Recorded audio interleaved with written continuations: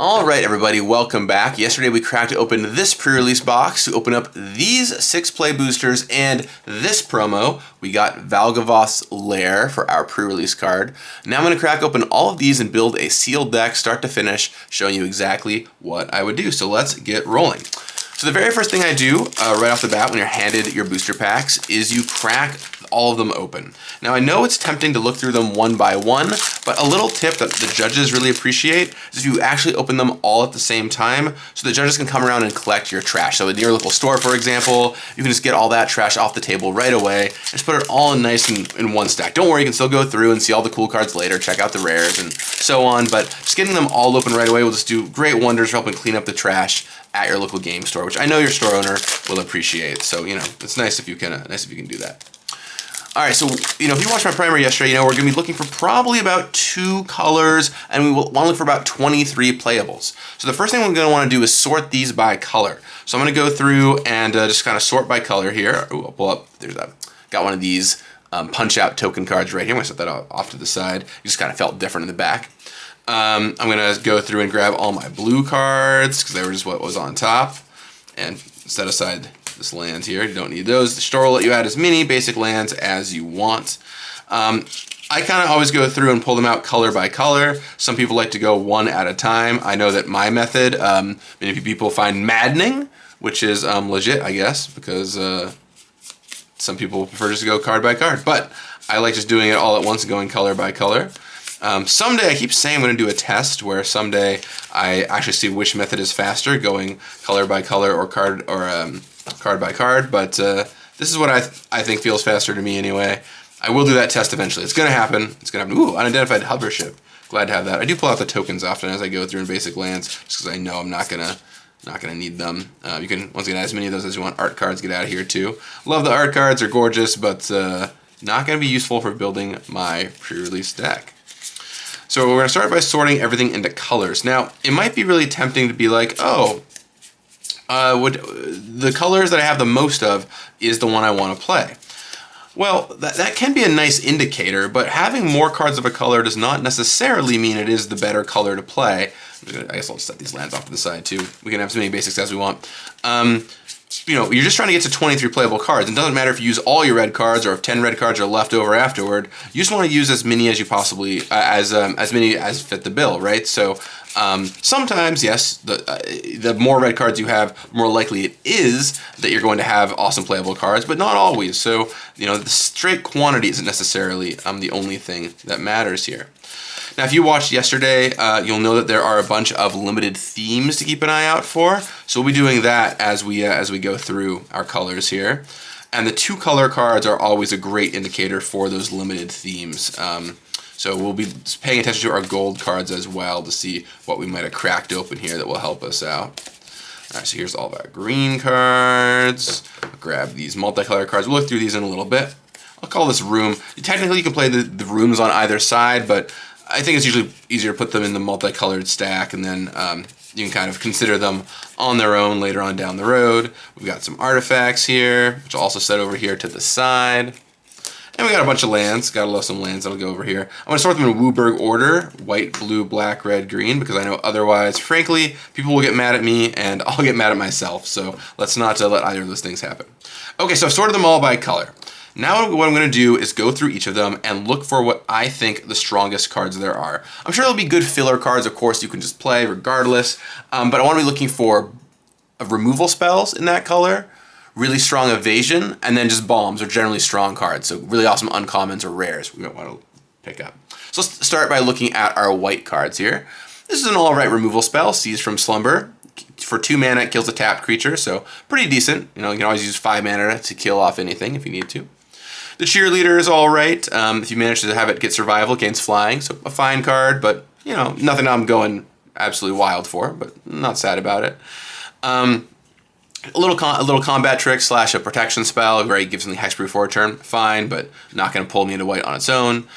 3 mana, 3/3 that can gain lifelink with Eerie. Totally fine card if you're playing Eerie, but which is like the blue-white archetype, but nothing crazy there either. It's going to be too wild.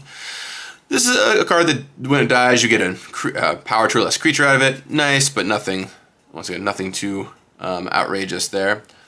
Another nice card. Cool if you're doing the survival thing, green-white survival, that's what's going on here, but it's not really going to pull me in. Living Phone again. Fearful Immobility, a fine common, 5 mana, 4/4 that stuns their creature for a turn, or taps one of your own. This is a really nice one, though. This is a rare, so gotta love seeing when you get a great rare. 3 mana, 2/2 flying vehicle that when it enters will deal with one of their creatures. Most creatures are going to have toughness 5 or less. This will kill almost anything. When this goes away, they manifest dread, but even if you don't animate this thing, it's going to be pretty hard for your opponent to kill it. And if you do, it's still only a creature on your turn, so like it's tough for them to get a ton of value out of this. So it's really just a pretty solid 3 mana removal spell. So that's a really nice card to have. This is a flyer. It's fine. 4 mana, 2/4 flyer is totally solid. I'll play this card happily a lot of the time. Not going to pull me into the color on its own. And then Possessed Goat, which is pretty medium. I'm gonna resist the urge to call it bad because that's a goat joke. Wouldn't do that here. Overall, white does not look like the strongest. It's got this unidentified hovership, which is exciting. The Seeds from Slumber, which is a fine removal spell. And there's a bunch of okay stuff. Nothing here really gets me so stoked for it. But let's go into our other colors and see what we have. Going right into blue here, we have Get Out. A little counter spell. It's nice. It's not going to pull me right into the color on its own, but I do often like Essence Scatter style cards that counter a creature spell.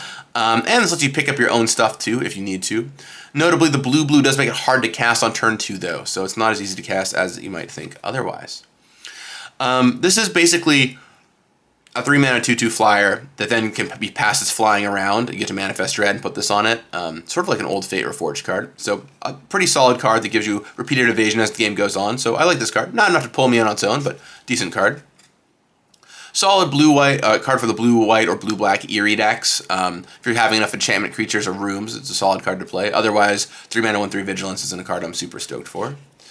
I tend to like these Griptide style cards. I like playing 1 usually if I'm playing blue. Just gives you a little bit of answer. It's a good tempo-y card. So yeah, the fine card. It's sort of removal, sort of bounce. Slows them down a little bit. Nothing that gets me super stoked, but I'd be happy to play it. 2 mana 3/3 Defender. Good if you're playing slow, or yeah, it can attack if you hit your Eerie triggers. I kind of like this shape of card if you're doing the thing. 2/1 mana creature that gives you mana for enchantments or turns to face up, so good in the Eerie strategies. Creeping Peeper. Fun card to say. Another Creeping Peeper. Yeah, still fun to say. Fear of Isolation. Fine if you're doing Manifest Dread. Pick something back up. Easy enough for you to use this like a core Skyfisher. Pick up something on turn 2. If you want to play a tempo-y game, or turn 4, replay something, get another ETB. Decent card. Totally decent card, but it's not gonna pull me in. 1 mana cantrip if you're doing, having spell triggers, just trying to get through. It gets the job done fine, but nothing too wild. Another Windbreaker. Okay, that's nice. 2 Windbreakers here is good. Unable to Scream. This is 1 mana kind of removal spell. They get to keep it in play and block with it. These cards are usually fine to play. I'm not like, chomping at the bit to play them, but they're fine. I can see playing this. And then Piranha Fly. I do like this card. 2 mana 2/1 flyer that enters tapped, but you're not going to do a lot of blocking anyway, so it's just a pretty solid card. Overall, though, blue I think it looks maybe a little better than white. You don't have a ton of removal or anything, but you do get the 2 Cursed Windbreakers and the Piranha Fly for some nice evasion. But overall, neither blue nor white really gets me that excited. To be a support color, maybe there'll be a strong gold card that'll pull us in. Let's take a look at black here. 2 mana 2/2 Eerie, drain them for 1. There's plenty of enchantments rolling around, and blue-black is an Eerie color combination, so it's okay, but not going to pull me in. 3 mana 4/1. Comes back, you have Delirium. Fine card. Once again, not going to pull me into anything. Now, here is a mythic rare room. So here's something pretty exciting. On the Funeral Room side, you basically get like a Blood Artist style effect. On the Awakening Hall side, you get to reanimate all your creatures. So you can kind of play this early on turn 3 for the Blood Artist. And then this 8 mana Awakening Hall hangs over the game the whole time. If you flood out, you get to do it. Pretty sweet card. Especially good in green-black, which wants the game to go long. And wants you to hit Delirium anyway, so you're happy with stuff dying, you're self-milling yourself. But just good in its own right. And even the Blood Artist side is solid if you're playing red-black Sacrifice. So nice card there for sure. If you're playing, if we have the right stuff, this could be a really strong card for us. Let's see what else we have. This is a semi-removal spell, semi-discard spell, semi-drain spell. Mostly you're going to be doing it for the discard mode a lot of the time. And you really don't want to cast this unless you have Delirium to get full value out of Let's Play a game. So this would also point us in a Delirium direction along with this Funeral Room and Awakening Hall. A fine card, good if you're doing the Delirium thing, I think. Here's Derelict Attic and Widow's Walk. This is just a card advantage spell on the Derelict Attic side. Widow's Walk gives you a small bonus, a fine card to play. Here's a little black draw spell. Here's another black room rare. So many black rooms. We've got the Unholy Annex on one side. It's sort of like a mini Phyrexian Arena. If you have a demon, they lose 2 life. Otherwise, you lose 2. It's going to be you a lot of the time. Unless you unlock the Ritual Chamber, which gives you a 6/6 black demon token with flying. This is a really, really nice one. Because you can just play it on 5 mana for the 6/6 demon if you want to on the Ritual Chamber side, which is great. 5 mana, 6/6, awesome. And then the Unholy Annex turns into a source of card advantage for you, and maybe you don't even mind losing the life. You deal damage to them with the Annex. So this is a great one. I haven't seen a lot of removal yet in black, but these 2 rooms are really nice. Oh, wow, even more rooms. This is nice if cards are leaving your graveyard. The Defiled Crypt is good there. Which, with the stuff will leave your graveyard.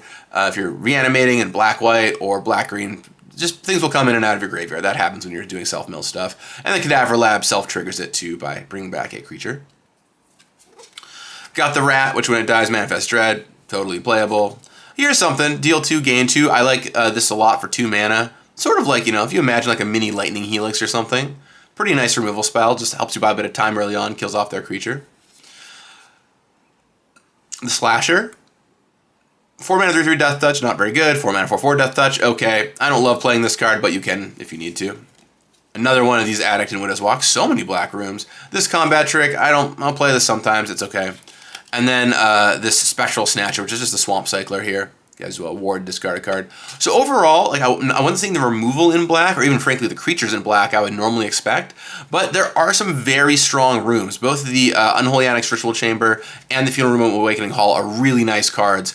Now, you don't want to get pulled into a color just because of strong rares. That can be a trap, but definitely it's a nice thing to keep in mind for black. Now, our red and green both look pretty beefy here. There's a lot of red and green cards, so they're going to be deeper than normal. Let's see if that pays off with actual playables. So looking at our red, we've got the Irreverent Gremlin that lets you do a bit of rummaging, and it's a 2 mana 2/2 menace to boot, so attack for some damage. You'll be able to discard some cards and draw new cards. I like this card a good deal. It's evasion coupled with card selection, so that's nice. Here's the Ticket Booth and the Tunnel of Hate. One side gives you a 3 mana 2/2, nothing to get too excited about, but the other one gives you permanent double strike once a turn. Solid card. Solid card. Oops. Oh no, come back. I dropped a room. What even happens when you drop a room? We've got the Razorkin Horde Caller. That 5 mana 4/4 that gives you a 1/1 whenever you attack. It's a pretty solid card. I like this one as well. And that's whenever you attack. This doesn't have to attack, by the way. You can let this hang back and just keep making 1/1s. Notably good in the red-white 2 power or less archetype. So that's great. 5 mana deal 6 that can potentially draw you a card if you have Delirium. Solid removal spell. This is really good if you can get to Delirium. 5 mana deal 6 is a card I often try not to play if I can avoid it. I'll play it in Sealed and Prerelease if I need to, but when you get a card out of it, it becomes Annihilate, which is excellent. Untimely Malfunction kills off an artifact, and there are a lot more artifact creatures here than normal, so this card is stronger than normal. Plus it has so much flexibility on the other modes that I actually do like this card a decent amount. Dragonfire is great. This is a premium removal spell, 2 mana instant, 3 damage. Even has the little Exile Rider in there, which is quite relevant in this format, so I like this one a lot. We have the Fear of Burning Alive. Now 6 mana is a lot. You don't want to play a ton of cards up in the 6 mana zone. It deals 4 to your opponent when it enters, which is kind of nice. And then if you have Delirium, it'll also deal 4 to a creature they control. So this is really best in the red-green Delirium deck if you think you can hit Delirium. Only okay outside of that. The Hand That Feeds, another card for the red-green Delirium deck. 2 mana 2/2, whatever, you play it sometimes, but if you can get it to be a 4/2 menace for 2 mana, that's where it's really going to shine, so great if you're going red-green Delirium. You've got this Painter's Studio, the left side gets you 2 cards, kind of like the black one, honestly, they're pretty similar. One draws you 2 cards, you can lose 2 life, this one bottles your top 2 cards, we call it bottling internally.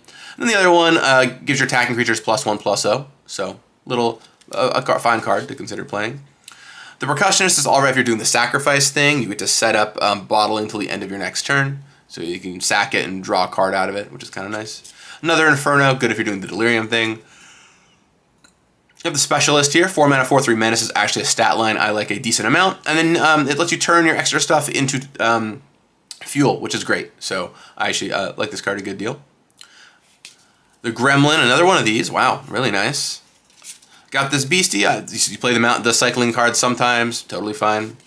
And then this Rampaging Soul Rager, which is good if you're doing the room thing. Otherwise, probably not playable. Overall, the red looking decently promising. It's got this really good removal spell. If you can hit Delirium, it's got these 5 mana removal spells in the Impossible Infernos. Got some alright creatures, and the 2 Irreverent Gremlins I think are pretty good. So overall, I like red, and if I will say I saw a number of cards for red-green, so if the green really picks up here, I could see going and do a red-green strategy. Speaking of red-green Delirium, the first card we see here, Wickerfolk Thresher, does play right into that. Wanting you to hit Delirium so you can basically draw a card every time you attack. So really nice if you hit the Delirium here. Otherwise, it's just a 4 mana 5/4, which is still pretty solid. It can die to artifact removal, but still something I'm pretty happy with. So this is a nice one for that deck. This is a survival creature that gets you a land if it survives. Honestly, this is a great 2 mana 2/2 solid card. And if they don't trade off with it, you just get a free land in your hand. So I like this card actually a lot. So really happy for 2 mana 2/2 that will refund you a card or even more quite often. The Spineseeker Centipede here is another card I like. Wow, we got hit a bunch that I like right away here. 3 mana 2/1 that basically draws you a card. You get a basic land. But then in the long game, it gets +1/+2 in Vigilance once you hit Delirium. So yeah, that green-red Delirium deck is potentially looking quite nice. Frantic Strength, I often don't love to play these cards. This is +2/+2 and Trample on a Flash Aura. Some people really enjoy these cards. It really depends on your deck. I will say that it's a little stronger than normal because getting an enchantment into your graveyard is nice for Delirium. So maybe it's okay. I could consider playing it, but this one gives you basically a Rampant Growth on one side for 3 mana. The other side gives you a 5/5 later in the game, Manifest Dread with 3 counters. So I like the flexibility here. Plus, it's cool that the Moldering Gym ramps into the weight room. So fine green card. Got this Long Neck, totally okay card, but it is an enchantment creature, so it would help fuel Delirium. Otherwise, nothing too wild going on here, but like that it fuels the Delirium. You have Monstrous Emergence, which is a solid removal spell. You get to basically bite something, or you can reveal a creature from your hand and bite using that. So decent removal spell here. I like that one a lot. Cryptid Inspector is best if you're doing the Manifest Dread thing. Otherwise, you're not going to be super into it. I don't know that we're going to be doing that here. I think our blue is a little too weak. Ooh, the Enduring Vitality. This is nice. It's a 3 mana 3/3 Vigilance that lets all your stuff tap for mana. When it dies, it comes back and does it again. Not the strongest in Limited necessarily, but still 3 mana 3/3 Vig that lets you make some mana is something I'm not sad to play. So that's cool. Ironically, it does not stay in the graveyard for Delirium, though. So kind of a downgrade maybe if you're going red-green Delirium. So you've got this Monstrous Emergence. Again, I like these. The Wary Watchdog lets you surveil. Notably gets card types in your graveyard if you want to do Delirium stuff. 2 mana 3/1 gives you a 2-drop. This is another great damage spell. Wow, we got some good removal here in green in the Coordinated Clobbering. Another Moldering Gym Weight Room in the rooms. We've got the Flesh Burrower, 2 mana 2/2 Death Touch that helps your other stuff get through. Totally solid. And then this Patchwork BC, another Delirium card here. It's a 1 mana 3/3 that can't attack or block unless you hit Delirium, but does have you mill a card every turn to help get there. So wow, actually red-green Delirium looking pretty decent here. Let's take a look at what else we have going on. Let's look at our gold cards. These can always be nice indicators of where to move. Victor Valgavoth's Seneschal is very nice if you want to go white-black Eerie, which is not an archetype, but of course you could build around this unusual rare. This is good if you're going to be doing a lot of Eerieing, but I don't think anything we build is really going to be doing that, so it's not going to pull me into anything too tightly.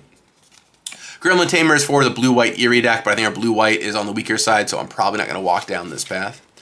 The blue-red Smoky Lounge Misty Salon is a signpost for the red-blue room deck, which I think is not quite going to cut it for us. We had a lot of rooms in black, so we could splash for them, but I didn't really feel like the material was there on the other colors to want to go down this path, and I don't think I would splash this in any of my other colors here. BC Beatdown, if you go red-green, which is what we're looking to do, this is a great Delirium card for us. So yeah, I'm really looking for this red-green Delirium deck. I'm pretty excited about it. There's this Bookworm, which if you go green-blue is good if you're Manifest Dreading, so that's nice. And the Undead Sprinter is a pretty awesome rare that is good in the black-red Sacrifice deck. Let's just also quickly look over here at our artifacts. We've got this 2 mana 2/2. When it dies, each player draws a card. Notably, it is 2 types for Delirium, so you might want to play this more than normal. The Bear Trap, which is a slightly inefficient removal spell, but it is an artifact for Delirium. Notable there. The attack in the box, 3 mana, 2/4. Honestly, sometimes a fine stat line on its own that can become a 6/4 that dies if you want it to. Another one, the Teddies, and another one, the Bear Traps. And then for lands, we've got some of these dual lands. These are common dual lands that enter tapped unless your player has 13 or less life that you could maybe splash with. I don't know that you want to be splashing white here, and there's quite enough to splash white for, so probably not playing these Raucous Carnivals. Probably not playing this Murky Sewer. Terramorphic, though, I do like, even in 2-color decks, to help fix your mana sometimes, and Sealed, I don't mind it, so decent chance we'll end up playing this. And then Valgaboth's Lair, I could imagine playing both to fix colors, but also if we do go down the Delirium path, it is an enchantment land, so if you happen to get into your graveyard or have something that sacks an enchantment, you can sack this, so decent shot we'll play our promo Valgaboth's Lair. So based on what we have here, I really feel like I want to set my white and blue aside. I think this is just not the direction I want to be going down. And I think what I really want to do, I mean, the pool is really saying play red-green. I could imagine a world where we also splash black somehow.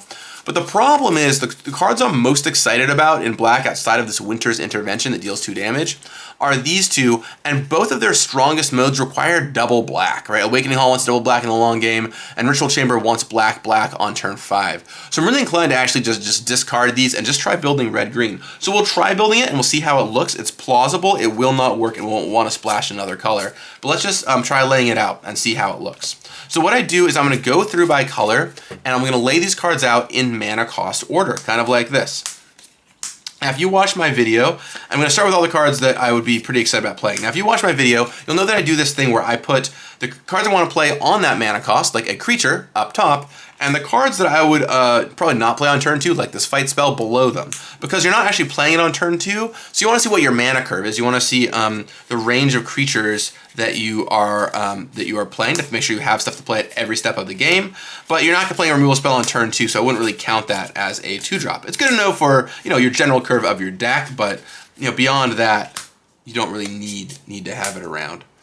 I'm probably going to play this Cryptid Inspector, so I'm just going to set it off to the side. I think it's really only good if I'm doing a bunch of Manifest Dread stuff. Frantic Strength is a maybe. I mean, I'll put it down here as an option. These Moldering Gym and Weight Rooms are also maybes. I doubt I would play 2, but I'll put them down here regardless. And these would actually go up here because I would play them on turn 3. The Long Neck I could see playing. And then on 2, we've got the Irreverent Gremlins, which are great. Got this Razorkin Horde Caller, which I would certainly consider playing. 2 Impossible Infernos, which is really nice in red-green. Scorching Dragonfire. This removal suite looks pretty solid, I gotta say. This Hand That Feeds, which is gonna be really nice for us here. The Diversion Specialist. This even lets you sacrifice Valgaboth's Lair, which is kind of great. Notably, if you cycle these guys, by the way, that counts as a card type in your graveyard, gets a creature in there. Unlikely to play this Rampaging Soul Rager. Definitely would play this Beastie Beatdown. I might consider playing this Malfunction.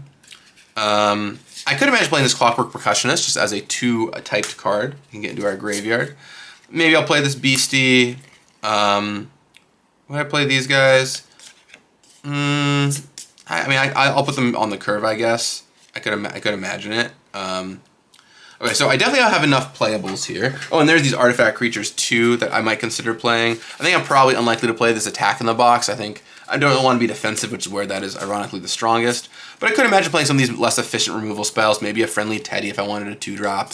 I might put down like one of these. Weird that I got 2 foil Friendly Teddies. That's kind of wacky, right? I guess I put one of these down. The Bear Trap is basically 4 mana to deal 3, which is okay. I'll put it down here as well. So I think we've got plenty of playables here.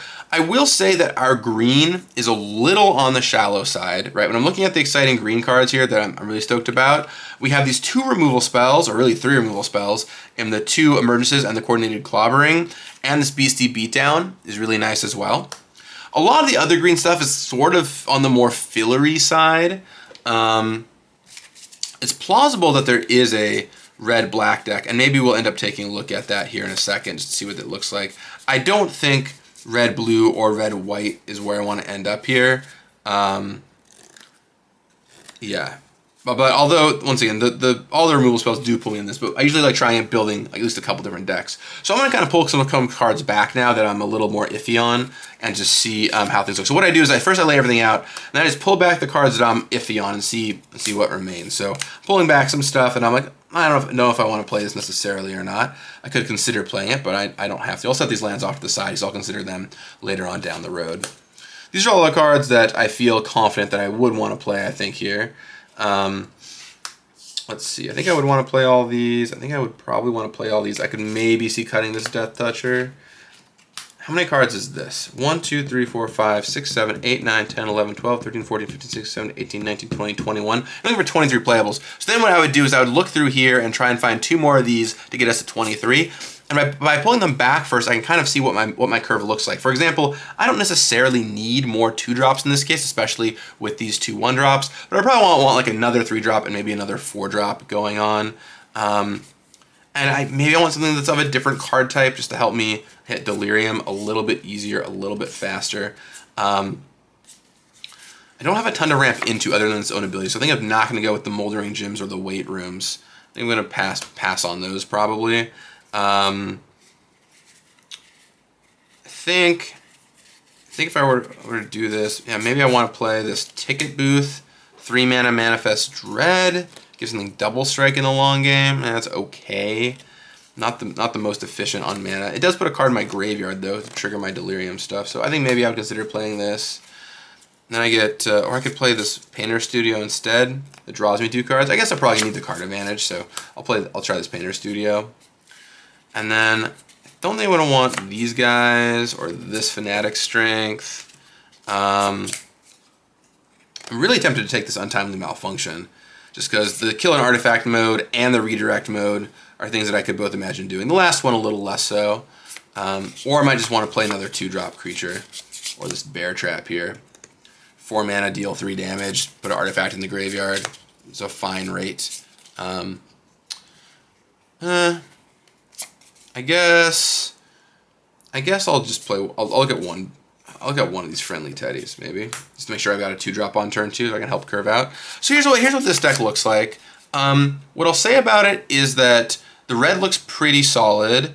The green is mostly for removal. So this is a fine build. I think I'm like pretty happy with this. I'd be happy to play this deck. But I always like trying to build at least a couple different decks, just so I can see like what the different options look like. So I am pretty happy with the red here, so what I'm going to do is I'm going to pull up the green, and let's try building red-black and see just what that looks like here, and how that might differ if that looks any better. So I'm going to pull up all these, and maybe, you know, it's plausible I could splash the green for the bite spells if I really wanted to. Let's just see what the red-black deck looks like, and see how that comes together. So I'm going to probably call this a 5-drop. This is the Demon Maker, because I really want to play this side first, although I could play the 3 side first. This is a 3-mana card, though. I guess this is a weird card, too, because you can also play it as a 2-drop, so I guess I could play it on turn 2 first, so maybe it actually deserves to be there on the curve. Play this Leech, that would be 2 mana. Maybe this Cultist I could imagine playing. I'm not like the most stoked about it. I don't think Let's Play a Game is going to make the cut in this deck, because I think I'll be a little less Delirium heavy. Maybe this Lab card. We've got this Innocuous Rat. We've got Winter's Intervention. I don't love the Slasher. Man, yeah, there is really not enough here. Yeah, the black is just not deep enough. There's not enough, so the black is not going to work out. One other thing I was just thinking about, I want to go back to just in case, is white-black. My white looked weak early, but I will say that these 2 Reverend Gremlins make me think of the Power 2 or less archetype.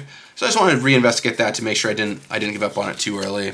Right, we can play this Hover Ship, play this Seize from Slumber, we get this Cheerleader, get this Cult Leader as a 3-drop. The Living Phone is nice with some of these 2 power creatures, right? We'd have what? 1, 2, 3, 4, 5, 6 hits for it. Decent shot, we can make that happen. This Savor the Small is alright. Friendly Ghost. Still looks weaker than the green removal, though. I think red-green. I think we probably had it right the first time. I think red-green is probably the way to go here. So I'm going to reslot all that back in. So let's put all these cards back out. Get all this red-green rolling. I think this deck looks pretty solid. The green is kind of, you know, a little less than the red, but the 4 removal spells are nothing to shake a stick at. Then what I normally do is I just look back through and see, is there anything that I missed? So is there anything like I really want to splash for? Anything I should consider playing that I'm not Maybe this Flesh Bar Brower is a card I want to play. I could, maybe imagine this Teddy or something like that, but probably not.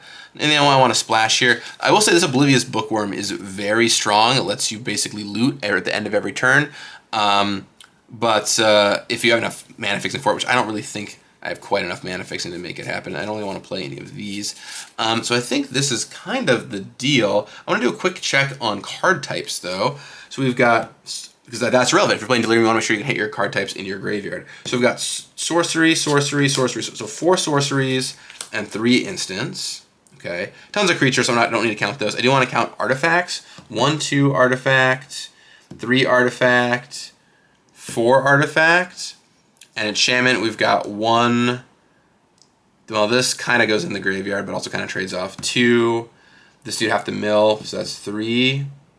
So not a ton of enchantments. Let's see if let's go back here and just see if there's anything that might really help us out, just to get those other card types in the graveyard here. I can imagine maybe we do want to play the Malfunction just for +1 instant. Bear Trap, maybe just for an extra artifact. I don't really want to play the Smoldering Dream Wave. I just don't have a lot to ramp into, so I don't think that extra land on 3 is going to do a ton for us. Could play the Teddy, maybe. Already have 1 listed down here. And this is right 1, 2, 3, 4, 5, 6, 7, 8, 9, 10, 11, 12, 13, 14, 15, 16, 17, 18, 19. This is 23 right here. So anything we add in, we want to cut a card for. I mean, it's the Teddy or the Bear Trap, I guess. The Teddy at least draws you into more stuff and attacks for 2. Like, it's a fine combat card. This Malfunction is probably a better sideboard card, so you can always keep it in your sideboard and bring it in if you need to. So I guess I'm inclined to just leave it like this. Now, I will say we have Terramorphic Expanse we can play, which will get a land into our graveyard, which is nice. And then I will play this Valgavoth's Lair, which is an enchantment land. You can sack it maybe to the Diversion Specialist, which can sack a creature or enchantment. You can, mill it away with the Wary Watchdog or something like that, so, or the Patchwork Beastie, so that can maybe help you get there. But yeah, I think I'd be pretty happy with how this looks here.